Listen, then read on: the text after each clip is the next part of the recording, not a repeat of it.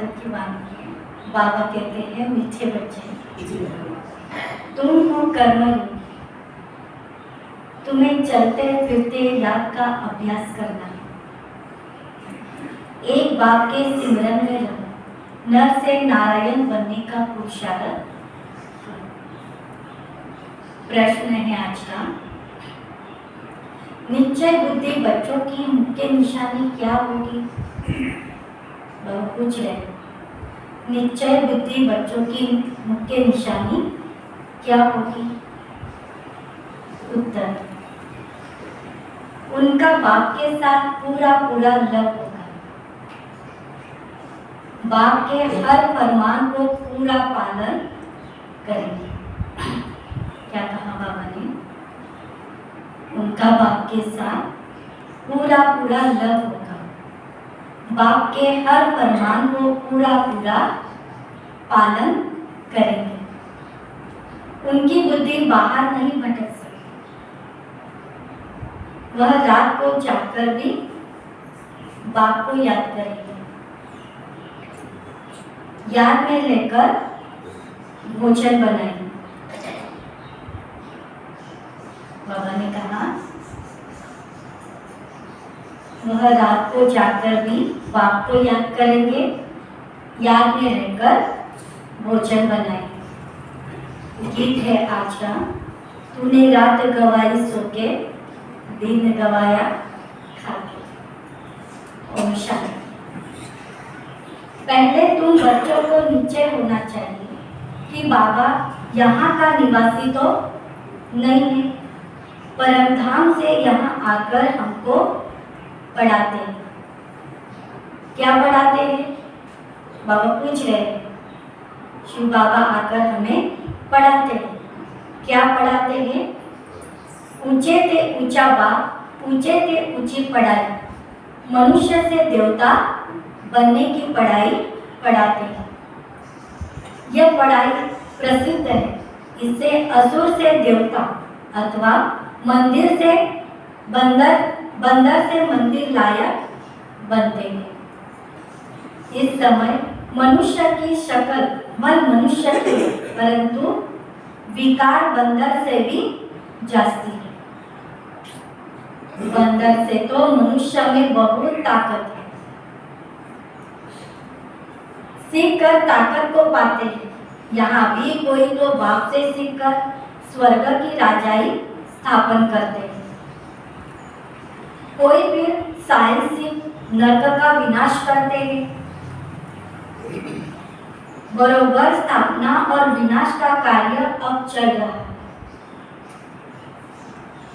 विनाश हमेशा पुरानी चीज का होता है। बाबा कहते हैं विनाश हमेशा पुरानी चीजों का होता है। वह सब रावण को सलाम करते हैं। सिर्फ तुम ही हो जो राम को सलाम करते हो। बाबा कहते हैं हम बच्चे ही हैं जो राम को सलाम करते हैं।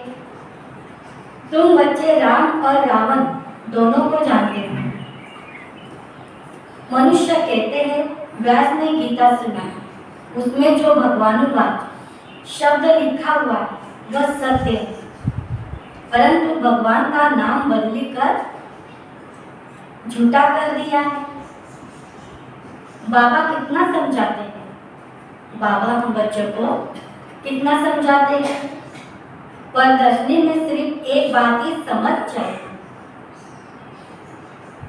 कि गीता का भगवान निराकार शिव है, न कि मनुष्य। यह भी समझते नहीं। बाबा कहते हैं मनुष्य यह भी नहीं समझते, यह भी ड्रामा में नहीं। फिर बाबा कहते हैं तुम्हारा कोई दोष नहीं, यह भी ड्रामा में नून है। सिर्फ सन्यासी है जो अपने को दुखी नहीं समझते। वास्तव में वह भी दुखी है, परंतु कहते हैं हम दुखी नहीं है। बाबा कहते हैं मनुष्य सब दुखी है, सन्यासी भी दुखी है, लेकिन समझते नहीं। वह भी दुखी है, नहीं है तो फिर कह देते शरीर दुखी हो जाता है, आत्मा थोड़े ही दुखी होती है। आत्मा तो परमात्मा, वह कैसे दुखी होगी?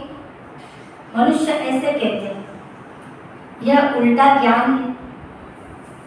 अब है झूठी खंड। भारत स्वर्ग था तो सचखंड था। बाप समझाते हैं ड्रामा अनुसार दिन प्रतिदिन दुख बढ़ता ही जाएगा। भल कितने भी यज्ञ दान पुण्य आदि करे, परंतु परिणाम क्या निकला? आज तक बाबा कहते हैं दुनिया वालों ने क्या क्या कुछ नहीं किया, लेकिन परिणाम क्या निकला? नीचे ही गिरते आ रहे हैं ना। 100% भ्रष्टाचारी नरकवासी बन पड़े। इसलिए बाप का आना ही ऐसे समय पर होता है जबकि सब दुखी हो जाते हैं। थोड़े बाबा कहते हैं मेजॉरिटी आए हुए अर्जुन, अभी तो बहुत लोग दुखी होंगे। बाबा कहते हैं और तो बहुत दुखी होंगे, भगवान को याद करेंगे। तुमको तो भगवान खुद पढ़ाते हैं। बाबा कहते हैं तुम्हें तो भगवान यहाँ पर आकर खुद पढ़ाते हैं, तो कितना अच्छी रीति पढ़ना चाहिए। बाप, टीचर, सतगुरु तीनों ही इकट्ठे मिले। अब और किसके पास जाए? बाबा पूछ रहे हैं। भगवान आकर हमें तीनों ही रूप में पढ़ा रहे हैं, तो बाबा कहते हैं अभी तुम्हें किसके पास जाना है? बाप कहते हैं भले गृहस्थ व्यवहार में रहो, परंतु मुझ निराकार परमात्मा के मत पर चलो तो तुम श्रेष्ठ बन सकते हो। कोई गुरु गोसाई की मत पर नहीं चलो। बाबा कहते हैं आज तक तो हम हर किसी की मत पर, मनुष्य की मत पर चलते आए हैं, लेकिन बाबा कहते हैं अभी तुम्हें किसकी भी मत पर चलना नहीं। तुम पूछते हो कि परम पिता परमात्मा से तुम्हारा क्या संबंध है? गॉड फादर है तो जरूर बाप से वर्षा मिलना चाहिए ना। नई दुनिया किसकी भी बुद्धि में नहीं आता।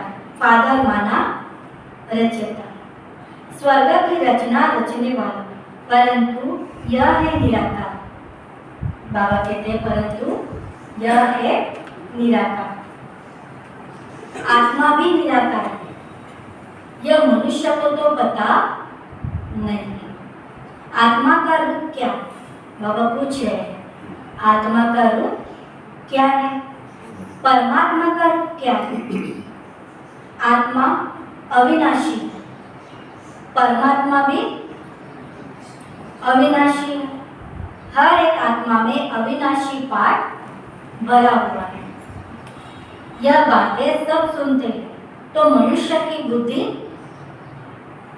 बाबा कहते हैं यह बातें सारे मनुष्य सुनते हैं, मनुष्य की बुद्धि चक्री में आ जाती है। जिन्होंने संकल्प पहले वर्ष लिया वही पुरुषार्थ अनुसार सब बातों को समझ सके। बाबा कहते हैं जिन्होंने कल्प पहले जितना समझा है वही इन बातों को समझेंगे। अब तुम बच्चों की बुद्धि में पक्का निश्चय है? बाबा पूछ रहे हैं। और बाप के साथ लव भी है, प्यार है। शिव बाबा फरमान करते हैं तो खाते पीते मुझे याद है। क्या फरमान कर रहे हैं बाबा? खाते पीते मुझे याद करो, याद से विकर्म विनाश होंगे और पूछ पर भी पाएंगे। कितने फायदे हैं? कोई तो भल यहाँ बैठे हैं परंतु बुद्धि बाहर भटकती है। जैसे भक्ति मार्ग में होता है वैसे यहाँ भी हो रहा है। कई बच्चे ऐसे भी होते हैं। माया का राज है ना। फिर बाबा कहते हैं माया का राज है। बुद्धि बाहर चली जाती है तो धारणा नहीं हो सकती। मुश्किल कोई बाप के फरमान पर चलते हैं। फिर बाबा कहते हैं मुश्किल ही कोई ऐसे बच्चे होते हैं जो मेरे फरमान पर चलते हैं।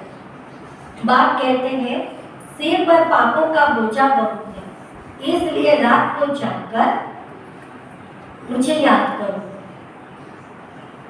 तुमको बहुत मदद मिली। देखो बाबा कितना अच्छी रीति हमें समझाते हैं। बाबा कहते तुम रात को जागकर याद करेंगे तो बहुत मदद मिलेगी। चलते फिरते भी याद का अभ्यास करो। याद में रहकर भोजन बनाओ। इसमें बड़ी मेहनत है। फिर बाबा कहते हैं इसमें बड़ी मेहनत है।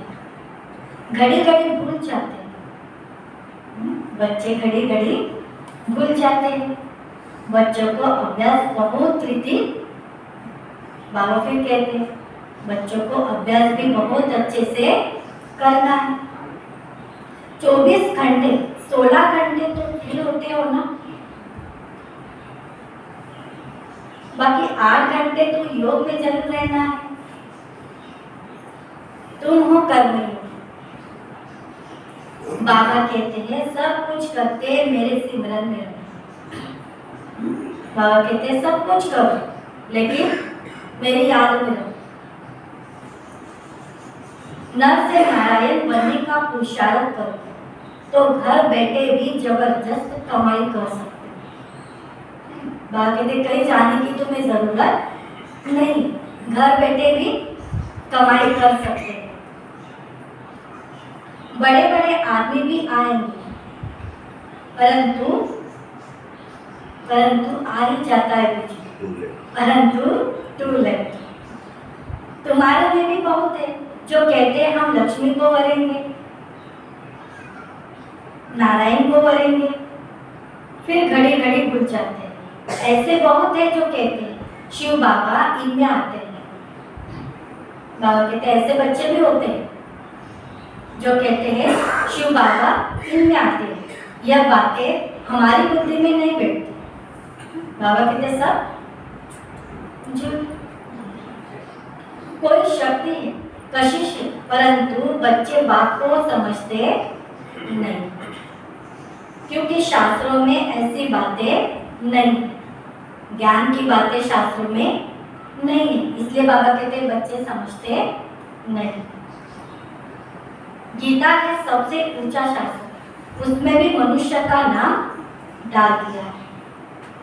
फिर जो ऊंचे से ऊंचा भगवान है उनका नाम भी नीचे वाले शास्त्र में कैसे आएगा?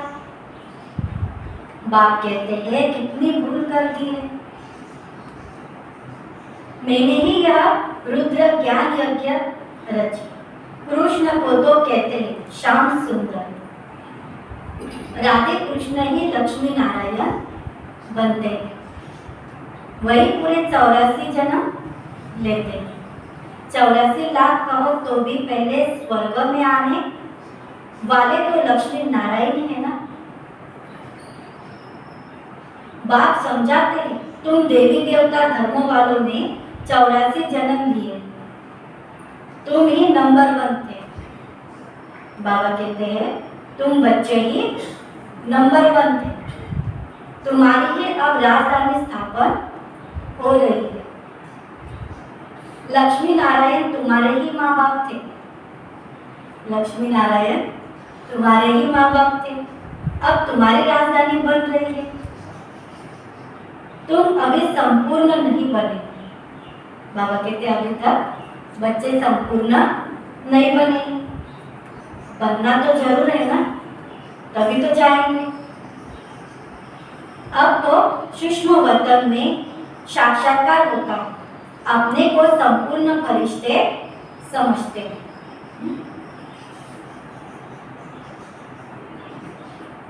फरिश्ते बनने के बाद लक्ष्मी नारायण बनते हैं। बाबा कहते हैं फरिश्ते बनने के बाद लक्ष्मी नारायण बनते हैं। उनका भी साक्षात्कार होता है। ततत्व तुम भी बन रहे हो। बाबा कहते तुम भी अभी बन रहे हो। कितना अच्छी रीति समझाया जाता है, फिर भी बाबा कहते बच्चे समझते नहीं। आजकल स्कूलों में भी गीता पढ़ाते हैं। जो पढ़कर होशियार हो जाते हैं वह भी दूसरों को पढ़ाएंगे। बाबा कहते हैं जो होशियार बनेगा वही जाकर दूसरों को पढ़ाएंगे, समझाएंगे, तो पंडित बन जाते हैं। बाबा कहते हैं फिर पढ़कर फिर पंडित बन जाते हैं। सुनने वाले ढेर फॉलोअर्स हो जाते हैं, जबान भी मीठी है। बाबा कहते फिर सुनाने के लिए जबान भी मीठी होनी चाहिए। अच्छी रीति श्लोक आदि कंठ कर लेते हैं, मिलता कुछ भी नहीं। इतनी मेहनत करते बाबा कहते हैं दुनिया में, लेकिन मिलता कुछ भी नहीं। तमो प्रधान बन गए, बाबा ही आकर सतो प्रधान बनाते हैं। सो भी नंबर 1 पुरुषार्थ अनुसार। सब आत्माएं तो शक्तिवान नहीं बन सकती है। बाप को सर्वशक्तिमान कहेंगे, लक्ष्मी नारायण को नहीं कहेंगे। शक्ति की बात अभी होती है, अभी तुम राजाई ले रहे हो। बाबा कहते हैं अभी तुम राजाई ले रहे हो, अभी तुमको वर मिला। बाबा कहते हैं अभी तुमको वर मिला है। बाप कहते हैं अमर भव जीते रहो। आज बाबा ने वरदान दिया है, अमर भव जीते रहो। सतयुग में तुमको काल नहीं खाएगा। अभी संगम पर वरदान मिला है हमको, तो बाबा कहते सतयुग में तुम्हें काल नहीं खाएगा। वहां तो मृत्यु अक्षर नहीं होता है। ऐसे नहीं कहेंगे कि फलाना मर गया, तुम कहेंगे हम पुराना बूढ़ा शरीर छोड़कर नया लेते हैं। महाकाल का भी मंदिर है, उसमें सिर्फ शिवलिंग खंडित कर दिया है। ऐसे बहुत पत्थर होते हैं जिनको सोना लगाकर रखते हैं, फिर घिस घिस कर बनाते हैं। नेपाल में नदी की रेती में सोना बनाकर आता था। सतयुग में तुमको सोना बहुत मिलेगा। बाबा कहते सतयुग में तुमको सोना बहुत मिलेगा। यहाँ पर कितना महंगा हो गया है। अब तो सोना ही सोना एकदम खलास हो गया है।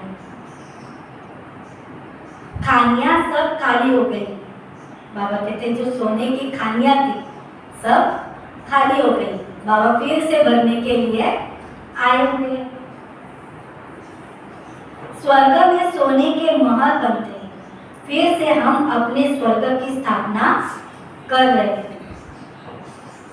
ऐसे बहुत बच्चे लिखते हैं बाबा हम आपके बनेंगे, लिखते हैं बाबा हम आपके बनेंगे, फिर से कभी देखा भी नहीं। बाबा को ऐसे ऐसे लेटर लिखते, बाबा आपको तो हमने देखा भी नहीं। अभी तुम अमर लोक के लिए शिव बाबा से अमर कथा सुन रहे हो। निश्चय से ही विजय होती है। बाबा कहते हैं निश्चय से ही विजय होती है। निश्चय भी पक्का होना चाहिए। निश्चय तो है बाबा कहते हैं, लेकिन बच्चों को निश्चय भी पक्का होना चाहिए, तभी फिर निश्चय है तो विजय है। अच्छा, मीठे मीठे सिकिलदे बच्चों प्रति माता पिता बाप दादा का याद प्यार और गुड मॉर्निंग। रूहानी बाप की रूहानी बच्चों को नमस्ते। हम रूहानी बच्चों की रूहानी बाप दादा को याद प्यार और नमस्ते नमस्ते नमस्ते। ओम शांति ओम शांति ओम शांति। शुक्रिया बाबा, थैंक्स। धारणा के नियम के साथ पहली पॉइंट, निश्चय बुद्धिवन एक बाप से पूरा पूरा लव रखना है। बाबा कहते हैं निश्चय बुद्धिवन एक बाप से पूरा पूरा लव रखना है। बाप के फरमान पर चल, माया पर जीत पानी है। दूसरी पॉइंट, शरीर निर्वाह अर्थ कर्म करते हैं, कर्म योगी बनना है। याद का चार्ट 8 घंटे तक जरूर बनाना है। क्या कहते बाबा? शरीर निर्वाह अर्थ कर्म करते कर्म योगी बनना है। याद का 8 घंटे तक जरूर बनाना है। वरदान है आज का, होली अंश बन व्यर्थ को समर्थ में परिवर्तन करने वाला, फीलिंग प्रूफ भव। होली हंस बन व्यर्थ को समर्थ में परिवर्तन करने वाला, फीलिंग प्रूफ भव। सारे दिन में जो व्यर्थ संकल्प, व्यर्थ बोल, व्यर्थ कर्म और व्यर्थ संबंध संपर्क होते हैं, उस व्यर्थ को समर्थ में परिवर्तन कर दो। व्यर्थ को अपनी बुद्धि में स्वीकार नहीं करो। क्या कहते बाबा? व्यर्थ को अपनी बुद्धि में स्वीकार नहीं करो। अगर व्यर्थ, बाबा कहते हैं, अगर एक व्यर्थ को भी स्वीकार किया तो वह एक अनेक व्यर्थ का अनुभव कराएगा, जिसे ही कहते हैं फीलिंग आ गई। इसलिए होली हंस बन व्यर्थ को समर्थ में परिवर्तन कर दो तो फीलिंग्स प्रूफ बन जाएंगे। कोई गाली दे, बाबा कहते हैं, कोई गाली दे, गुस्सा करे, आप उसको शांति का शीतल जल दो। यह है होली हंस का कर्तव्य। क्या कर्तव्य है? बाबा ने बोला, कोई गाली दे, गुस्सा करे, आप उसको शांति का शीतल जल दो। यह है होली हंस का कर्तव्य।